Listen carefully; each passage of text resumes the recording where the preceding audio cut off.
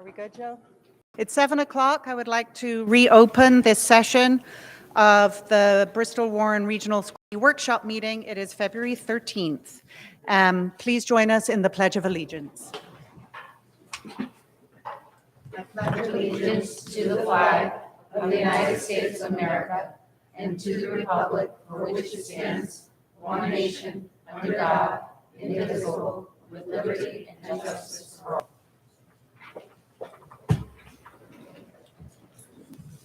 Thank you. Next, we have public comment.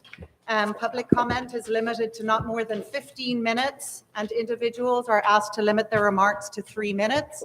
We have one person signed up for public comment, Jessica Almeida.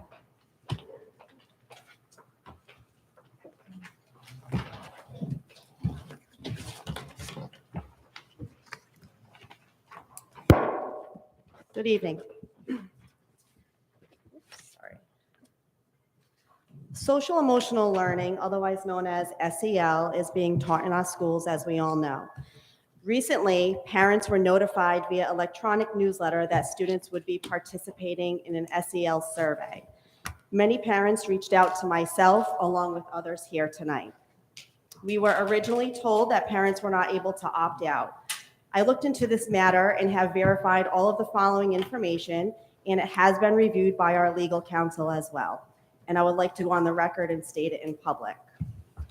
Under federal law, parents do have the right to opt their students out of surveys.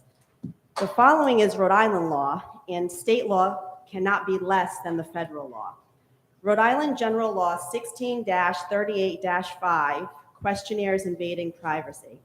And it reads, and I quote, "It shall be unlawful for any person, persons, or institution, educational or otherwise, to circulate or permit to be circulated in any school in this state any questionnaire intentionally or unintentionally framed as to ask the pupils of any school intimate questions about themselves and or their families, trespassing upon the pupils' constitutional rights and invading the privacy of the home, unless the questionnaire has received the approval of the Department of Elementary and Secondary Education and the local school committee."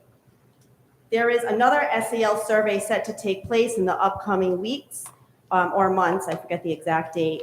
Therefore, I would like to suggest to the policy subcommittee prior to the next survey, which should be paused until otherwise, to create a policy that is in line with the laws to ensure everything is being followed prior to the surveys being issued. The policy should state that the survey questions must be proposed to and approved by the full school committee, as stated in the Rhode Island General Law, as well having an opt-out option or process for parents or guardians. We have to ensure that the questions are not violating any of the federally protected categories. There are 8 of them.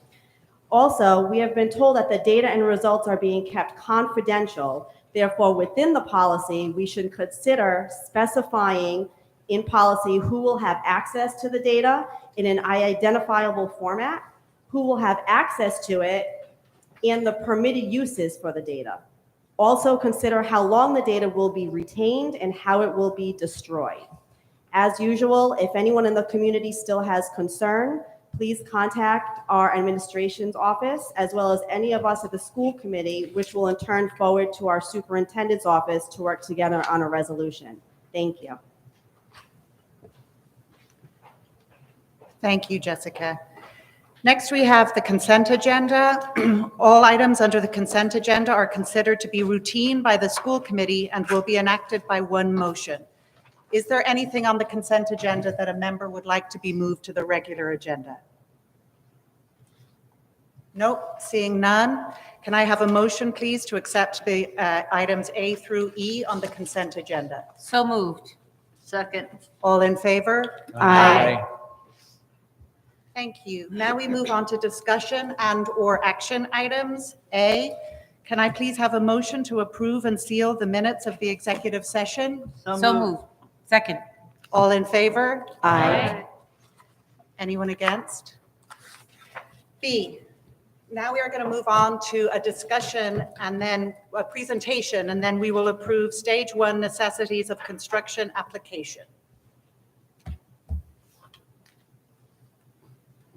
Thank you, Jared. I didn't know who was going to be presenting, but our No, thank you. sitting at the back table. Can everybody hear me? Yep. Thank you for having me. My name is Jared Jackson. I am with Collier's Project Leaders. We are the owner's project managers who have been enlisted to prepare the RIDE Stage 1 application for the Bristol Warren Regional School District. Thank you for having me. I just wanted to start with a quick overview of the RIDE stage applications submissions. So what you have before you is the RIDE Stage 1 application, which is the identification of a need within a district.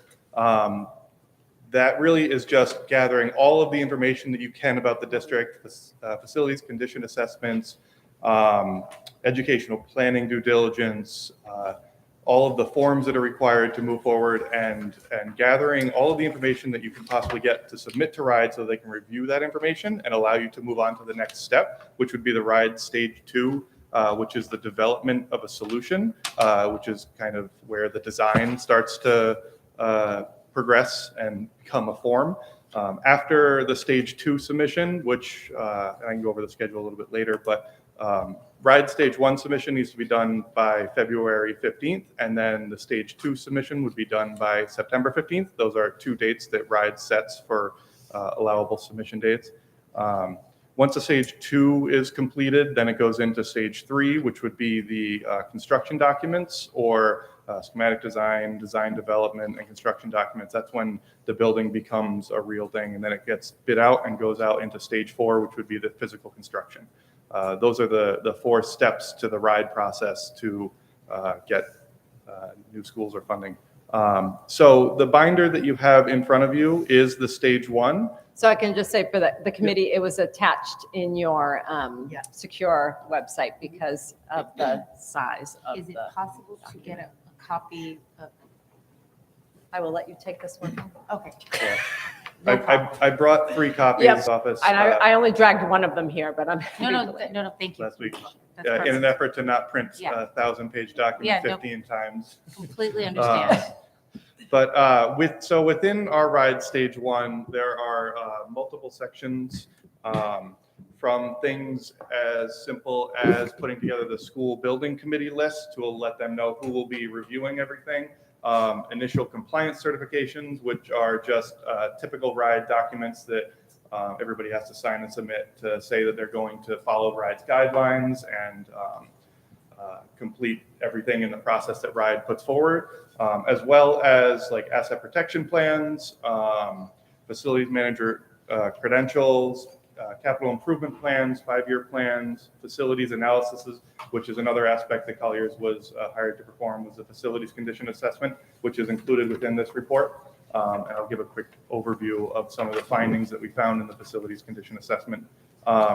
So when we went around to every building in the Bristol Warren School District, and we investigated all of the deficiencies or issues that we found within the building, and then we came up with a list and associated estimated cost to what it would be to repair all of these deficiencies that we found to get the building fixed, not brand new sparkly, but fixed.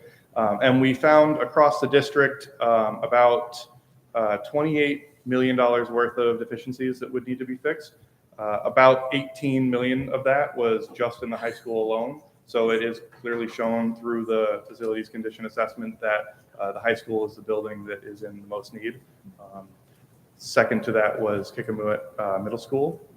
So within that report, it details everything from the HVAC systems, electrical systems, interior accessibility, exterior exoskeleton of the building. So there's a detailed report of all the findings that we have found in there. There's that. There are other aspects like operational budget and things that RIDE requires you to submit that are all included in this RIDE Stage 1 submission. I'll open it up to any questions and concerns. Jared, can you just share the distinction between, priority 1, high priority, priority 2, and priority 3? Yeah, of course. So within the facilities condition assessment, we created a priority 1, which is the highest priority. It's something that really needs to be completed within a year or two. Things that are necessary to keep the building going. Priority 2 is a middle of the road priority, and it's the things that can be deferred for about 3 to 5 years or so. And then priority 3 is significantly deferred things that can go 5 to 10 years down the road to be fixed. So within each of the buildings and the facility the district as a whole, we have the costs of what is priority 1, 2, or 3. And another aspect to note, I said earlier that the total facility needs were approximately 2.28 million, and the high school was about 18 million all in. Priority 1 for the district is about 19 million, and 13.2 million in the high school is priority level 1. So the high school has some immediate needs that need to be addressed. Thank you, Jared. Of course. I would like to open it up for questions from the committee, if anybody has any. So I do want to add that voting on this stage 1 doesn't commit the district to spending any particular amount of money. It just commits that we are submitting to RIDE what our need is. So I don't want you to think that you're leaving here and you're voting to spend $28 million. Yes, no, so that's not what we're doing. We're just submitting our need to RIDE. that is correct. This is all of the need of the district to get all of the buildings fixed so that they are still usable in the similar condition to what they are now, but better condition. The RIDE stage 2 is really the development of a solution, and then that is the point when you take a look at, okay, is it worth it to repair all of the things that we need in these buildings? Is it worth it to do new buildings? Is it worth it to combine or shift the ideologies of the schools? So the stage 2 process that this district will go into next will be the all right, what do we want to do? How do we want to approach this? And that's when you really develop the full budget of what you'd like to spend to submit to RIDE. I have one question. The timeline seems tight.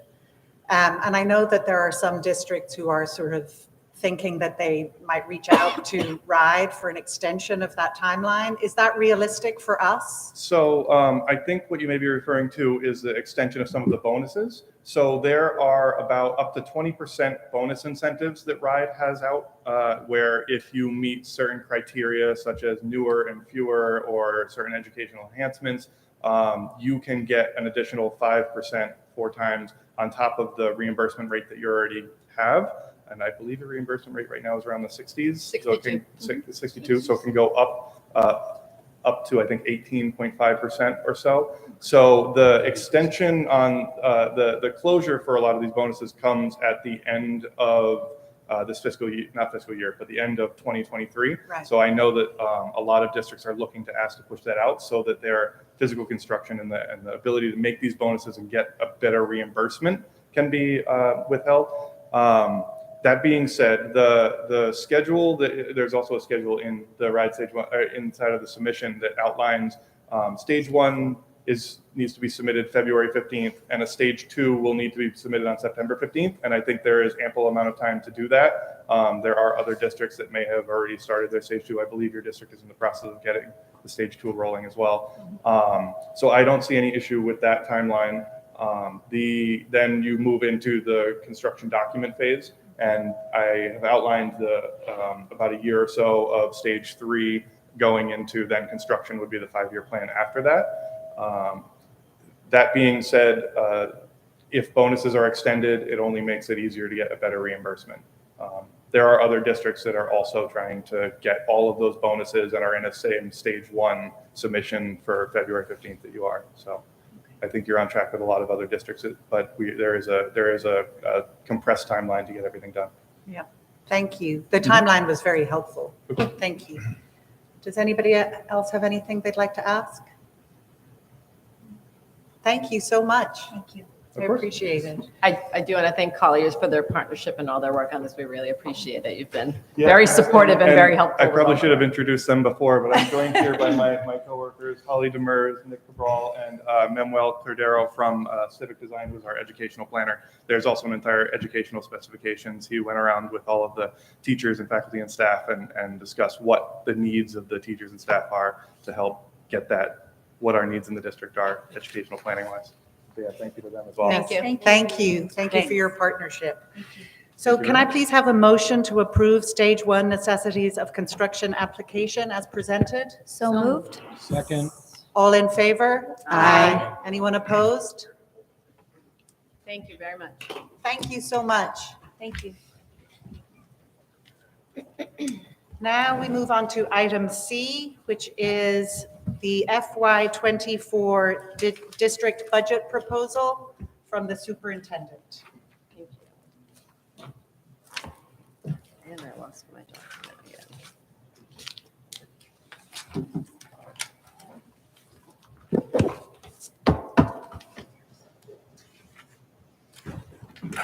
Here we go again. I didn't think I did twice.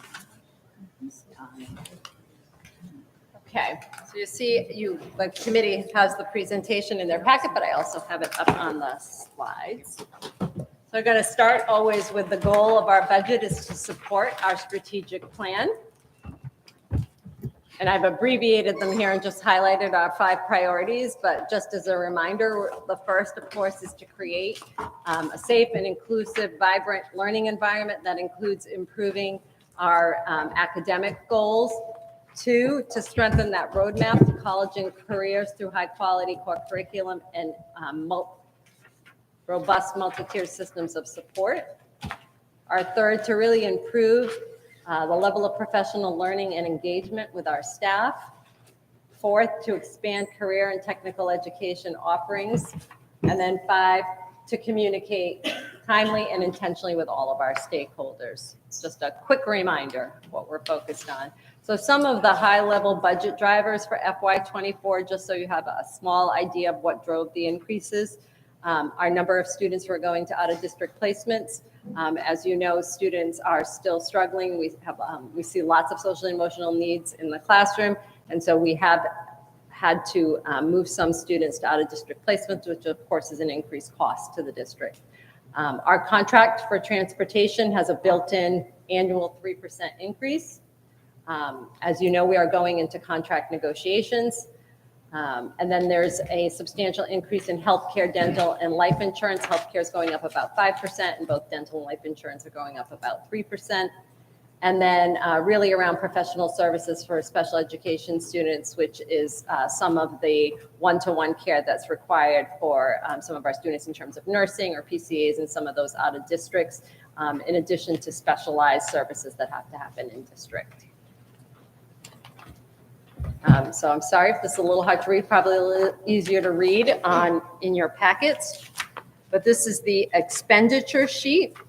So you'll see what our proposed updated FY23 or our projected FY23. I have done some cleanup work on this FY23. So if you have last year's packet, you may find that some of these numbers do not exactly match last year's. As I mentioned, special education tuitions have gone up, so there's an increase. That 1.6, I believe, in professional services in our previous budget was actually a 1.2.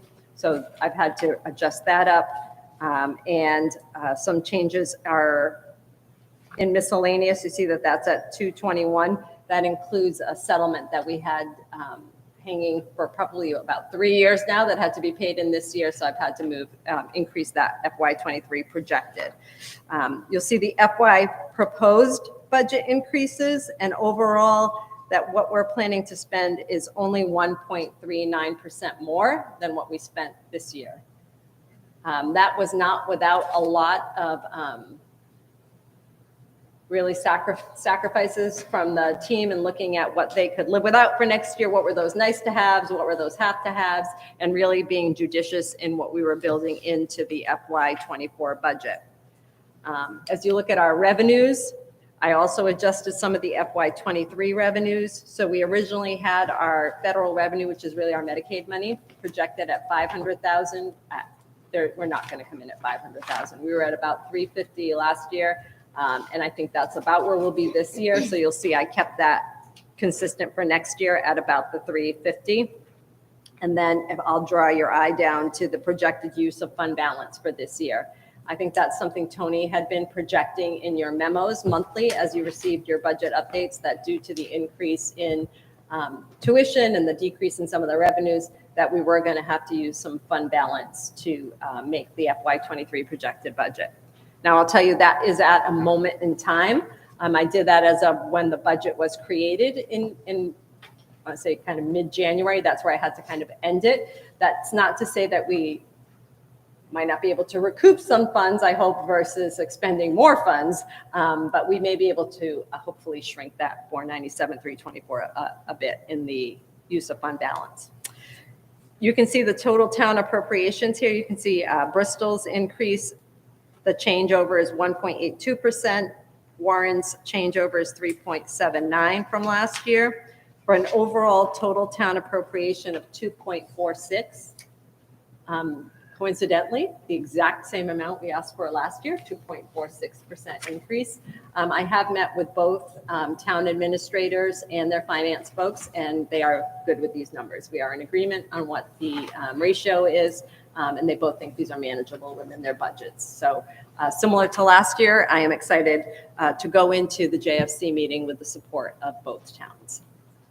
And then I am happy to dig into the details. You have your full budget packets for your review, and I'm happy to go through any questions you might have. Any questions for the superintendent? Mrs. Thibodeau. Thank you very much. So some of them, most of my questions are just further details. Okay. And I know that you probably don't have the information tonight. I will do my best, But, Mrs. Thibodeau. The CTE numbers, you did mention that as a driver for the budget. Can you get us a number Yep, of the so- expenses for out of district? So that's in here. Hang on, the Okay. CTE line is in the other purchase services, so the 5,500 lines. And let me see, charter, is that on the second page? I know I saw those in here. Hang on. Section. Page 4-6. Nope, not charter schools. Or maybe it is built into the out of state. I'll pull that one for you. I thought it had its own line, but maybe it does not. Maybe I pulled that Okay. one. I don't see it on my list. I'll pull that for you. All right, thank you. Our current fund balance. Yes. We are just around $4 million is what our current fund balance is. So we are still well within our 4%. So at 4%, I believe it's 2 point something million. So we just do still have some overage. When I went through this with Mary King, who was supporting the build of this budget, she did talk to me about putting a policy in place for how we maintain our strategy of that 4%, like 4% of what? 4% of your operating budget, 4% of your projected budget, and then what, I know that, I think Marge had shared with me that at some point when you had surplus in your budget, you put that towards the 4%. So obviously in the last 3 years, you have had to dip into fund balance. Luckily, you've had a healthy fund balance and we haven't had to add to it, but we should put together as a policy subcommittee a way to make sure that we maintain what the 4% represents and then how we maintain that 4%. But we are currently still in a good financial position with plenty of money in there to support that 4%. Can I respond to that a little bit? Of We course. we have the 2%, Mhm. which we set up years and years ago because we had to bond. Yep.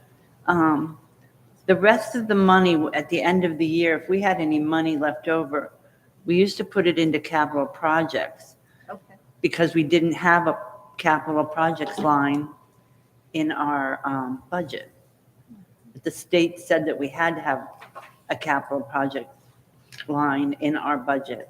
We do. In addition to that 4%, we have a capital. So I think that the idea of a policy is a good one to decide what to do if we happen to go over.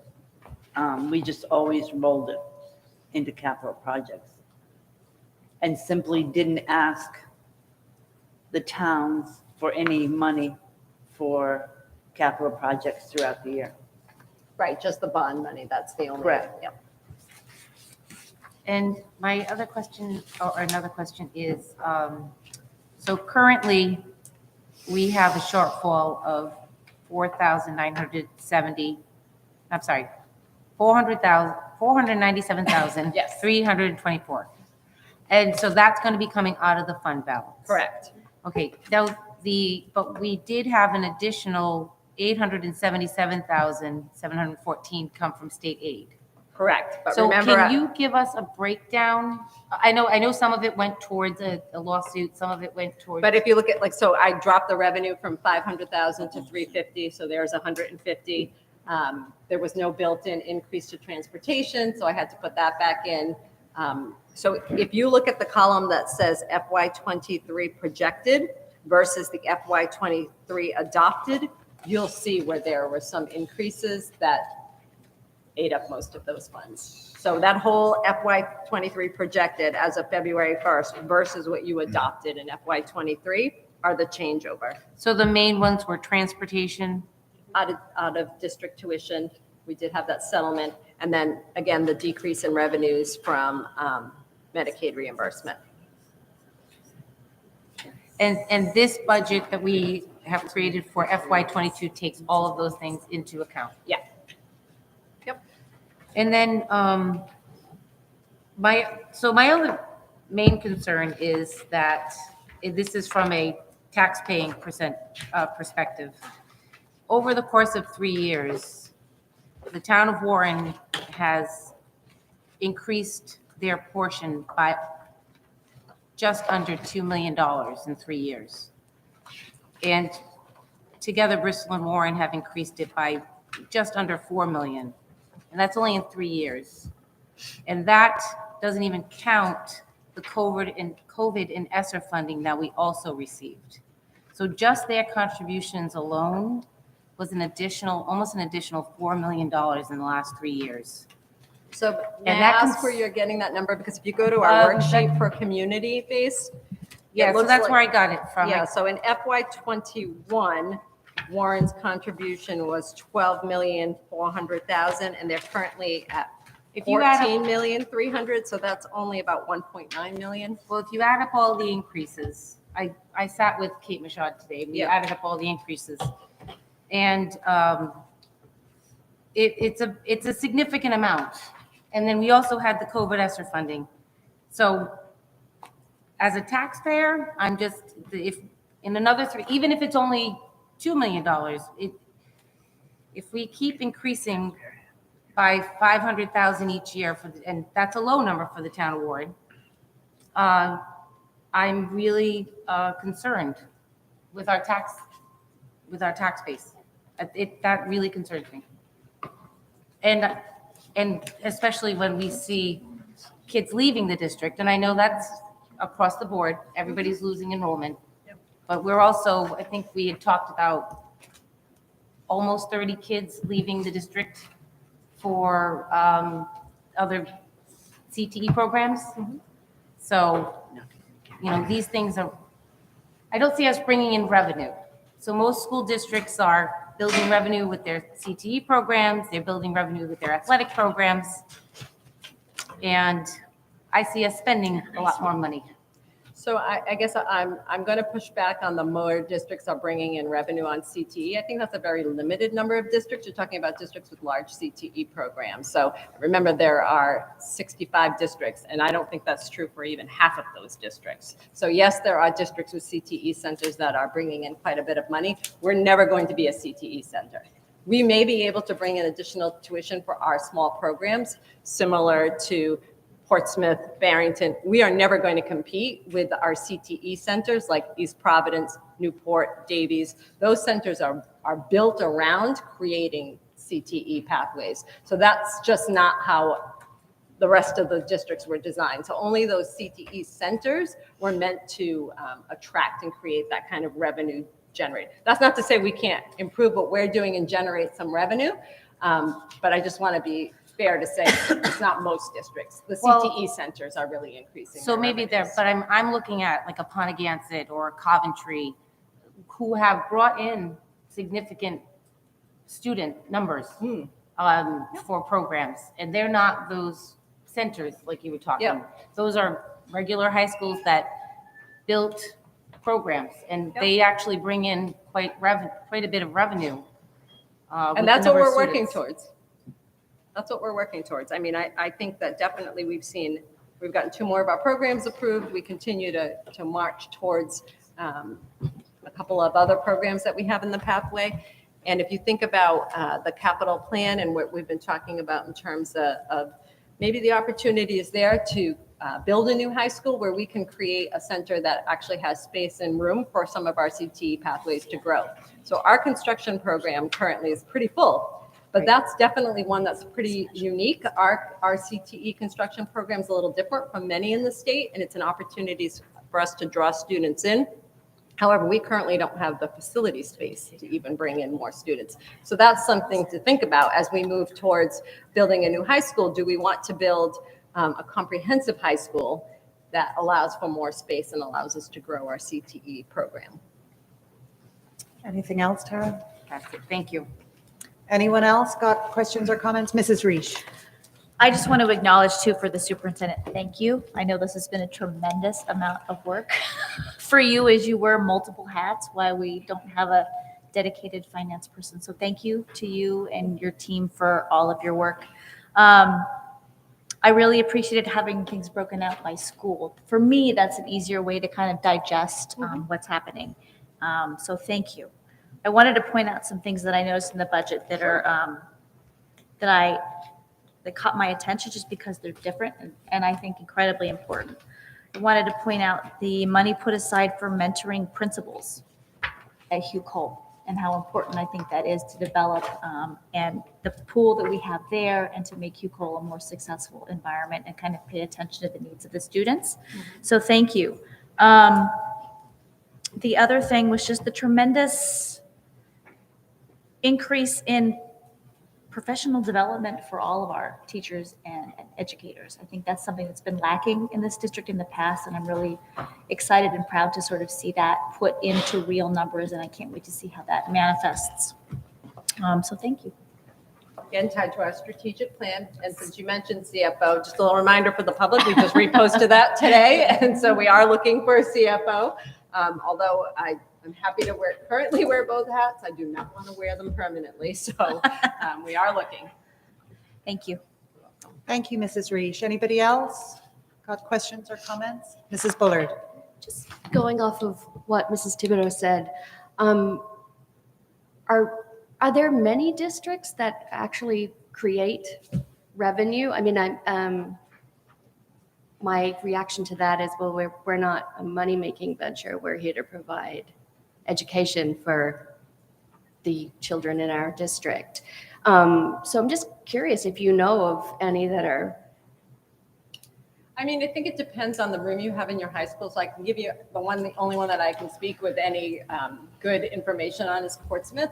So when we grew our STEM pathway, our engineering program, we had some seats available. And so we did offer that. We didn't have room to bring in 100 students, but there was room to bring in at the time 10. I think that because they've lost enrollment, they were able to bring in about 20. But there's a cap on that because you can only seat so many students in a classroom. That's why I say really the places that were built around that kind of revenue seat billing are the CTE centers, Newport, Career and Tech, East Providence, Davies, those Charahoe, like they were built around creating seats for students to provide programs that weren't available in a regular district. Some of them that come to mind that are expensive programs that you couldn't run in every district, automotive. Construction, you couldn't run in every district. It has an expense to it that you have to have the support for.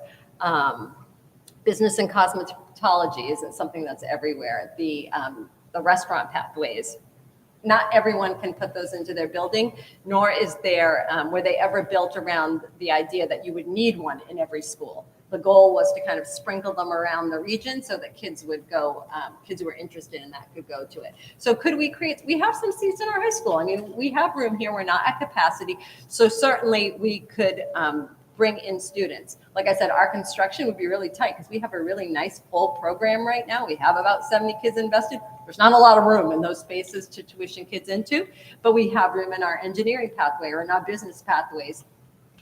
We don't have 100 seats that we could fill, but we certainly could bring in some revenue if we increase kind of our advertisement around them and share some of the highlights of the good things that we're doing, which is, I'm really excited as our construction program starts to actually start to put together some public projects that we can share out and kind of put that out. So there's definitely an opportunity. I would like us to at least get to a place where we neutralize how many kids are going in versus how many going out. So I want to say that number is under 30 currently. So could we bring in 30 kids? Probably. And then we could at least neutralize our CTE expense so that what we're putting out is what we're bringing in. Thank you. And I just had one other question, which might sound naive, but what effect is the increased inflation rate having on our bottom lines? So you'll see our supply lines are up. That's definitely an impact. Even transportation, I would say, our diesel fuel, our gas fuel, all of those things are up because the price of those are up. You feel them yourself when you're out purchasing items. Even, food service costs, all of those things are up because the price of buying the items necessary to put those together are up.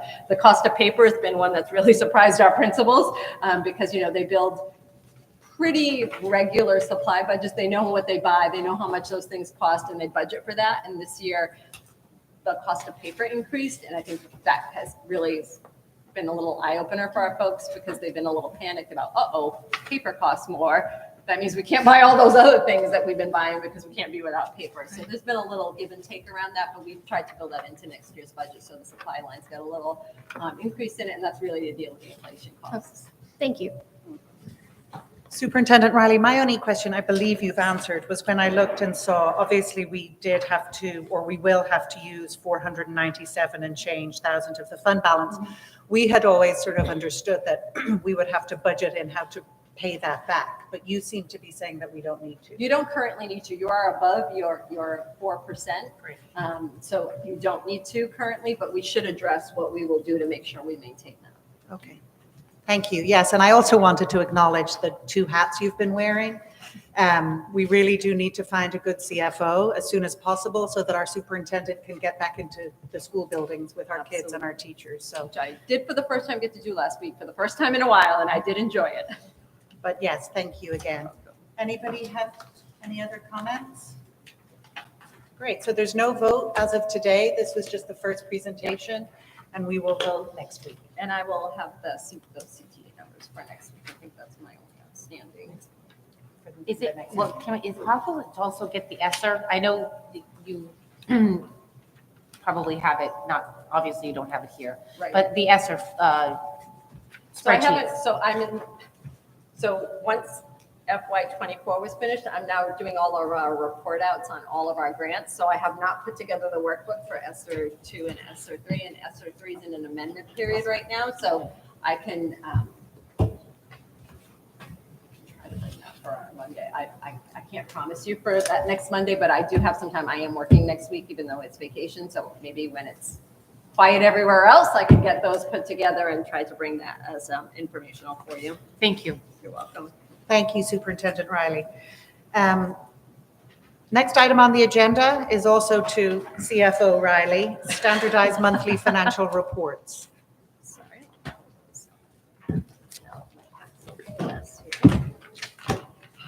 So you'll see our standard reports. And let me just take you to the big discrepancy, which you will see is really in the, where's my tuition line, 55s. So if you go to page 4, you'll see where we're getting hit by some of the natural costs around natural gas, gasoline, diesel fuel. So you'll see those are all up. And then just above that in the 5,500s are the tuition. So you can see that we're about $539,000 in the hole for tuitions. Again, when we net out the rest of the gains in the budget, so I'll come to you, at the end of the fiscal year to move things from one object line to the other. That should smooth out in the end. I think we're going to need that 479,000. But those are where you can follow month to month what's happening. And again, I'm going to say, if we keep having such a nice smooth winter, I hope that will kind of keep that line a little more neutralized. And then I was hoping we had a big budget for snow plowing. We did not budget a big budget for, so we're not saving a whole heck of a lot of money, but currently we haven't spent any money on snow plowing. But you'll see those are the big overages, and you can follow those from month to month. That's really where the big changes are. And then you'll see the last sheet that's on here are the transfers for this month. And they're really only athletic transfers. We have football reconditioning of helmets, and then lacrosse reconditioning of helmets. And then Christy was just able to find some savings in fall sports to move around to pay for those reconditioning. So that's really the only transfer requests that are on this list for this month. Any questions for the superintendent? Seeing none, do we vote on those reports? No. Okay, thank you. E, this is the resolution regarding fully funding regional transportation aid. I'll hand off to the superintendent to explain a little more, but this came to us from Charahoe. So we're just sort of copying that to strengthen it, to stand with the other regionalized districts. So I guess, can I have a motion to submit the resolution regarding fully funding regional transportation aid? So moved. Second. Thank you. So as you remember from our meeting with our legislators, we talked about the fact that they phased out the regional bonus, but the one thing that did remain was support for regional transportation, but that has not been fully funded yet. And this is Charahoe School Committee had originally brought this resolution. They sent us a copy of it. And since we are a regional, I do think it makes sense to support their ask in fully funding the categorical aid for regional transportation. As I mentioned to you, transportation costs are up. That lack of buses, the increase in gas prices, diesel prices. So certainly it would be a help to us if they fully funded the categorical aid for regional transportation. Any questions? I have one question. Is that in district, or is that when kids leave district? Is So that this is only- just in district. This is only kind of for- the Bristol Warren transporting Okay. to Kickamuit So this, from they would say, across both they would towns. pay our transition? I mean, not trans. They had a They have formula, formula, and they a have not percentage. funded it at 100% yet. Okay, So the goal is to get them to what they promised us, to fund it at that 100%, which wouldn't pay our total transportation bill, but would be more of an offset. So currently we get some categorical funding for regional transportation, but not all of it. So this is just asking them to fully fund that regional transportation offset. Anything else? Seeing nothing, all in favor? Aye. Anyone opposed? Great. Next, can I have a motion to submit a resolution related to removing the BWRSD from School Bus District Region 3 and placing the district in School Bus District Region 5? So moved. Second. Do we need a further discussion? This we presented at our legislative breakfast. Our state delegation went into rapid motion and have already produced a draft bill, which is H5252 for anyone who's interested. I was at the State House last week, and it's obvious that this is going to become part of a much larger conversation about sort of rezoning the whole state. But I think if nothing else, we will get that ball in motion. So, Madam Chair, yeah. are we going to, I would suggest that we send this to the other, our people that we are coordinating with right now, i.e. Barrington, where we share buses, to see if they wouldn't want to support or be on board with something like this. Yeah, absolutely. Anything else? All in favor? Aye. Anyone opposed? Thank you. Okay, now on to the policies. There was a little confusion. Those people who received paper packets received the correct updated policies. Those who did not receive paper packets just got the emails. We got the policies not updated. So if we go to item G on the agenda, I am going to suggest that we still discuss, and if there is anybody who wants to table it until they see the correct documents, we can do that. you want me to share what's in the updated change? Yeah, so let's do the motion first and Yeah, then. of course. So can I have a motion to approve policy KH, public gifts to the schools as recommended by the policy subcommittee for a first reading? So moved? Second? Great.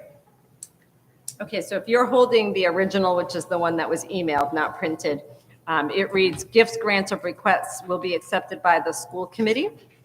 The policy subcommittee has struck school committee and written superintendent, provided the conditions of acceptance.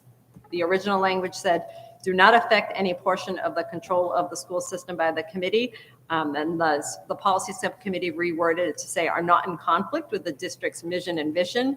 And then why this policy came to the policy subcommittee was to add an amount to that. We received lots of small gifts, and rather than wait to bring them to committee for approval and get letters from you, I have asked that gifts over the value of $1,500 will be reported to the school committee by the superintendent, and that otherwise I can accept those other smaller gifts on your behalf, send thank you notes, and put them, for example, the Rotary that you approved today, the $1,000 to the art supplies for Rockwell. So rather than having to wait to bring that to you to then put it in their budget, I could just put it in their budget and write the thank you note on their behalf and just share with you the correspondence thanking folks for all of that. So that was the change to KH. And again, if anyone on the committee would like to hold that until you can see the changes, we can do that, or otherwise we can move to a second read next 2 weeks. Any discussion? I just have a question. How did the 1,500, that number was determined? I asked the committee for what they thought would, the policy subcommittee, what they Was thought that would be within a okay. reasonable amount of money.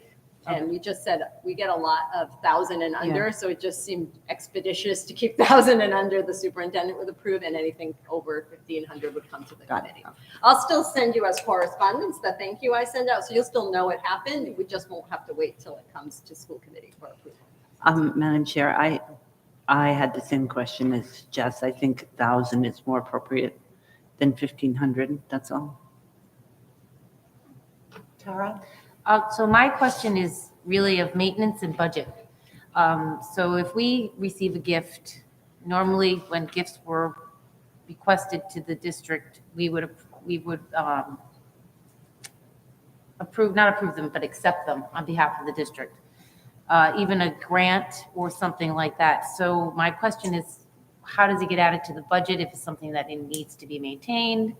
You know, I'm not comfortable with like some gifts similar to what we just had come to us is one thing, but then there are some gifts, grants, and bequests that may add money to our budget in the future versus just accepting, you know, having the superintendent accept it. So, right, I think at one point we had somebody gift a piano. Then we then have to maintain it, or somebody gifted some computers, or a grant was for computers. So, and that's my concern. Thank you. Anybody else? No? Okay, so we vote on the motion to approve policy KH. All in favor? Aye. All opposed? Nay. Nay. Do you have that, Diana? 3 days, right? March, Tara, Karen. Okay, so that has passed for second reading. Item H, we all have the correct documentation. Please, can I have a motion to approve the removal of policy IFD, curriculum adoption, as recommended by the policy subcommittee? So moved. Second? Discussion. Tara? So I actually am not in favor of this. I feel that when I looked at the policies and I looked at the school committee laws, and it was, sorry, where did I put it? 16-2-9, and number 20 states on roles and responsibilities, general powers and duties of school committee. Number 20 is that to establish policies governing curriculum, courses, of instruction and textbooks. So, long story short, I feel that we should keep that policy in our policy book. It is one of our obligations as school committee leaders, and it is something that curriculum isn't just textbooks and programs, and it creates transparency when we can discuss these things. It may not be that we need to do it, but what's the negative effect of us continuing doing it? Is there any negative piece to us discussing the curriculums or programs, courses of study? It does affect the bottom line many times, so there's definitely a budget consideration. I recall when we had a Roger Williams course that the district was going to pay for, and it did go to policy and curriculum, then it came to the full board, and it was something that was a large sum of money, but it in a small sum of students that it would actually affect. So my concern is that we still need to continue, appreciating what the roles of the experts are in education, but actually having the transparency and the guidance from the school committee to meet the strategic plan that we've voted on as a district, especially when it comes to our CTE programs or, other aspects of, building a budget. So I'm not in favor of removing this policy. I think that it's clearly stated in the roles and responsibilities of school committee in the state law. And I had one question for Mary Ann, because I didn't know the clarification on this. The LEA, or the local education agency, is that the school department, or is that the school committee and the school department? The school building, though. No, the LEA is the lead educational agency. It's the district. So it's just the administration? It's the district. So it doesn't include the school committee. Okay, so anyway, I just feel that I don't think there's any negative of effect to continue with this policy in our policy book. If anything, it provides, more transparency. Thank you. Anybody else? Yes, Mrs. Almeida. I'm not going to repeat everything Tara said, but I do want to say I agree just because the transparency point of view, and it just keeps the communication lines open as well regarding curriculum. That's all. Madam Chair, I think it engenders amongst the community good discussion. And for that reason, and that reason alone, I don't think it should be taken out of the policy book. Thank you.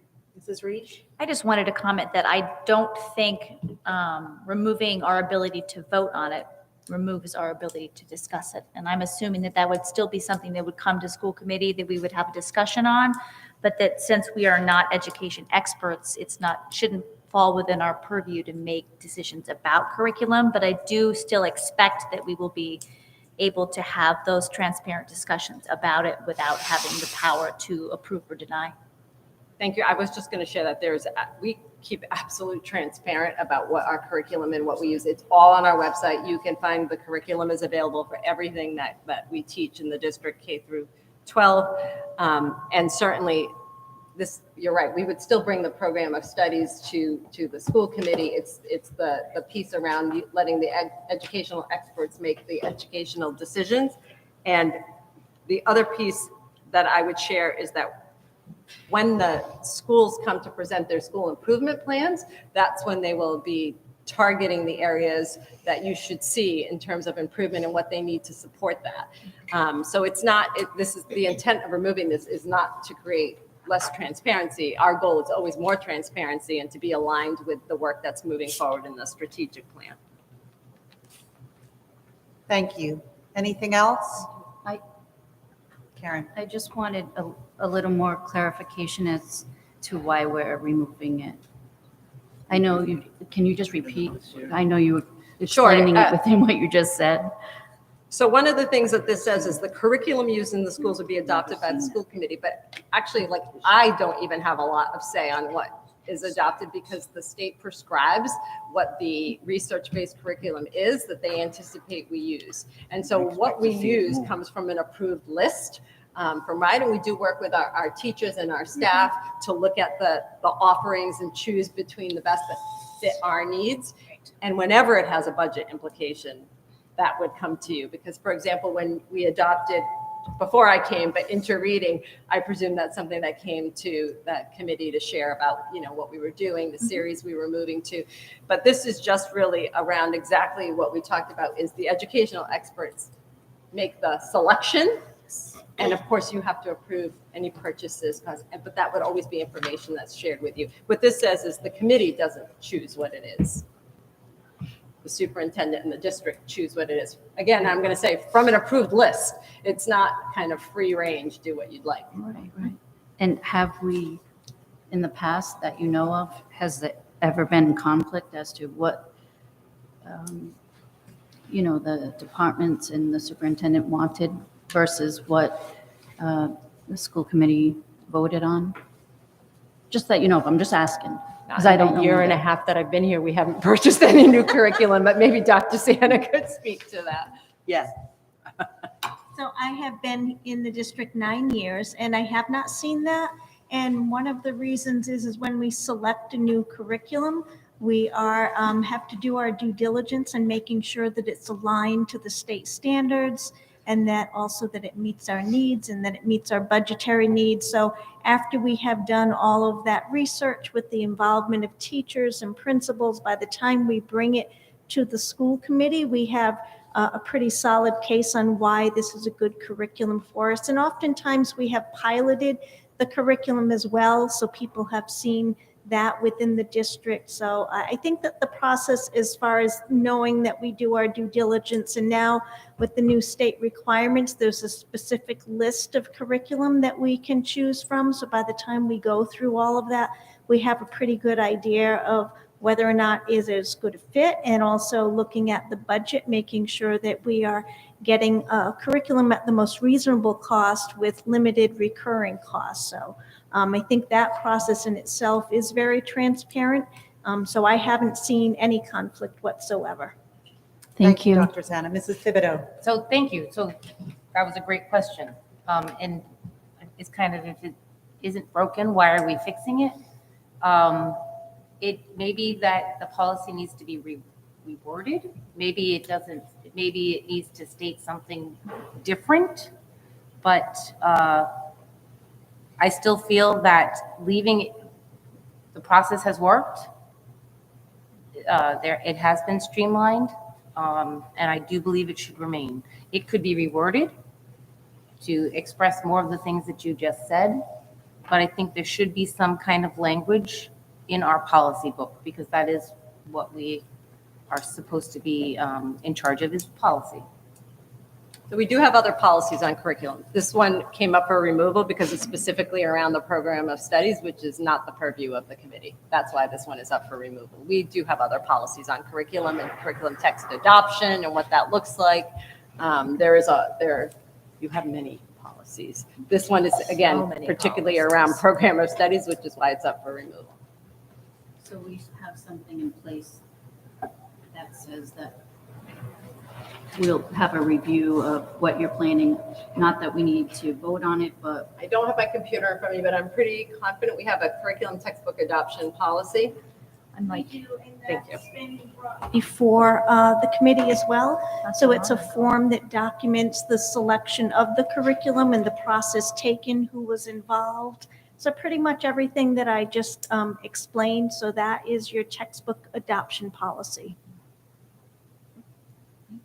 Mrs. Bullard. Just to be clear, every curriculum that the district employs comes through RIDE. It comes from the state, so it's Well, And the just core to content, clarify. not necessarily all the electives. So English and math, and they're currently working on science. okay. So they don't prescribe, like, for example, what we might teach in our, But- CTE is also prescribed, so that's prescribed So, by the like, Right. CTE. music But for or- example, other content areas, we're just obligated to show the alignment to state standards. Okay. And the other question I had was, did I hear you say that the school improvement teams have, So they would bring to you, so I was addressing anything that might cost money or we're looking for an Yeah. alignment to the strategic plan, really should come from the school improvement team. So if the school improvement team says, we're doing interreading, we're doing really well with our general population, our tier 3 kids are really struggling, and we would like to build into the budget for our school for next year, this tier 3 program to support students, like, so kind of additional programs Okay. outside of the ones that go through the big process would have to come up through the schools, through that school improvement Okay. process. and those are open to community members, right? Yes. School improvement teams? So folks in the community would have an opportunity to be involved in curriculum in that way? That's the goal of those school Yeah, improvement teams. yeah. Okay, thank you. Thank you, Mrs. Bullard. Anybody else? Seeing no more comment, just a reminder, the motion on the floor is to approve the removal of policy IFD, curriculum adoption, as recommended by the policy subcommittee. All in favor? Aye. All against? Nay. Nay is Jessica, Tara, and Karen. Aren't you, you were yay? Huh? Were you a nay or a nay? No, I was a no vote. Oh, Mrs. McBride abstained. Abstained? she's saying. I mean, just to clarify, because I don't think I've done that more than twice in maybe all the years I've been here. I don't like the idea of us dictating what gets taught, but I do like the idea of the discussion. And as long as the discussion happens, then I'm comfortable. So I'm willing to take a look at it and how it looks next year and the year after. And if I'm not comfortable, I'm going to come roaring back with, what are you doing? So just setting the stage for Thank you, Mrs. why I got McBride. where I got to. Thank you. The motion passes. Item I, can I please have a motion to approve new policy DKC, travel expense authorization reimbursement policy, as recommended by the policy subcommittee for a first reading? So moved. Second. Discussion? So we did not have a policy around travel expense authorization reimbursement, so this just takes the information, most of it directly from the IRS reimbursement, so that we have a process in place for folks to guide folks as they go, when they use their vehicles for in-district mileage or out-of-district mileage, but also for travel expenses when they go out of district to professional development or conferences, that there's a pre-approval and they have guidelines around what they can spend. So this is just putting something in writing to support what happens in the district. Any questions or comment? I just thought it was extraordinary that we didn't have one in place, and this seems very standard by all accounts, so. Any other questions? Individuals instead of. Okay, so we'll take a vote to approve new policy DKC, travel expense authorization reimbursement policy. All in favor? Aye. Anyone opposed? Great, that has passed its first reading. Item J, can I have a motion to approve policy CB, school superintendent, as recommended by the policy subcommittee for a first reading? So moved. Second. So Discussion. So as our attorney said, I'm not even sure why you have all of these policies. We took the opportunity to condense what you'll see coming up for removal in KL, and M into one policy around school superintendent. So one of these was literally a policy that was the job description, which you should, and it makes good sense to update when you do post for a new superintendent rather than just taking something you have in policy. Of course, the contract is always what guides what happens with the superintendent. That's always at the discretion of the school committee. So this school superintendent policy, and Mary Ann did review this, just kind of sucks up what was in all those sub-policies of KLM and puts them into this one. I'm sorry to interrupt, but just to clarify, Diana gave us all a new, It was a hard copy on your desk. Yep. The one that went out Friday was not quite. so we should ignore all versions apart Except from the the one one. Diana Tell you that. distributed. This one is It's this one. Okay. I'm not getting everything. All right. is everybody now looking at the same thing? Yes. Yeah? Okay, I'm sorry. I knew everybody was looking at different. Oh, bits of okay, paper. I'm sorry. Okay. Any questions or comments for the superintendent or the policy subcommittee? Seeing none, I would like to vote on the motion, approve policy CB, school superintendent, as recommended by the policy subcommittee. All in favor? Aye. Anyone opposed? Okay, that has passed for second reading. Item K, can I have a motion to approve the removal of policy CBA, qualifications and duties of the superintendent, as recommended by the policy subcommittee? So moved. Second. Discussion? Seeing none, let's make a vote. All in favor? Aye. Anyone opposed? Motion, please, to approve removal of policy CBC, superintendent's contract compensation and benefits, as recommended by the policy subcommittee. So moved. Second. Discussion? Seeing none, all in favor? Aye. Anyone opposed? Thank you. Item M, can I have a motion, please, to approve the removal of policy CBH, superintendent, as recommended by the policy subcommittee? So moved. Second. Any discussion? All in favor? Aye. Anyone opposed? Item N, a motion, please, to approve the title change and recoding of policy DLA payday schedules to DKA payroll schedules, as recommended by the policy subcommittee for a first reading. So moved. Second. So there was no Discussion. change to this policy, just it was numbered wrong. So now it'll be correctly numbered as DKA. And it shouldn't say payday schedule, it should say payroll schedule. So that's the only correction. The rest of it stays the same. Any discussion? All in favor? Aye. Aye. Anyone opposed? Item O, can I have a motion to approve the review and reaffirmation of policy DIE audits as recommended by the policy subcommittee? So moved. Second. Any discussion? All in favor? Aye. Anyone opposed? Item P, a motion to approve the review and reaffirmation of policy DI, fiscal accounting and reporting, as recommended by the policy subcommittee. So moved. Second. I just have a Discussion? quick, just a quick question, because I meant to ask this. Once these are approved, right on the bottom, it'll say reviewed It'll with say the reviewed date. and once they're update with the approved. new date, Okay, yep. that was it. All in favor? Aye. Anyone opposed? Item Q, a motion, please, to approve the review and reaffirmation of policy DBJ, budget implementation, as recommended by the policy subcommittee. So moved. Second. Any discussion? All in favor? Aye. Anyone opposed? Item R, a motion, please, to approve the review and recoding of policy DBG, budget hearings and reviews, to policy DBF, budget hearings and reviews, as recommended by the policy subcommittee for a first reading. So moved. Second. Any discussion? All in favor? Aye. Anyone opposed?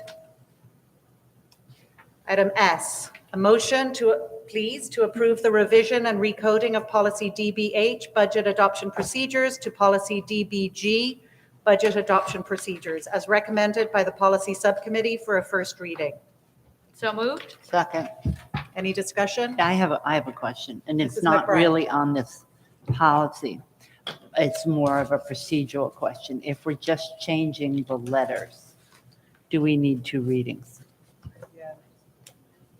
You're not changing the policy, so I don't see why you would. Well, that's my question, because it says first reading. reading, and I didn't know if, We have a policy that says we need to, because I thought the same thing, if we're just changing the code, but according to our policy, it has to do a first and second read just to change the code.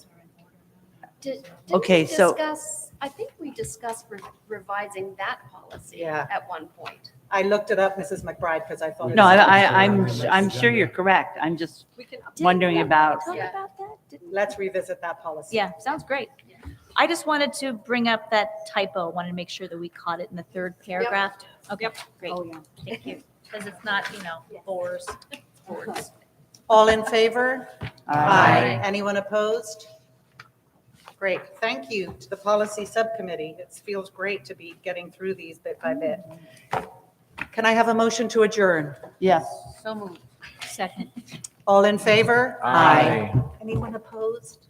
Okay.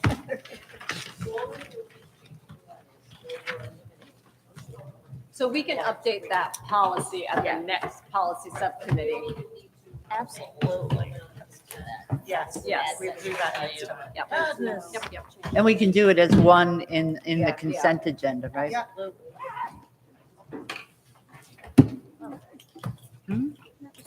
To get done.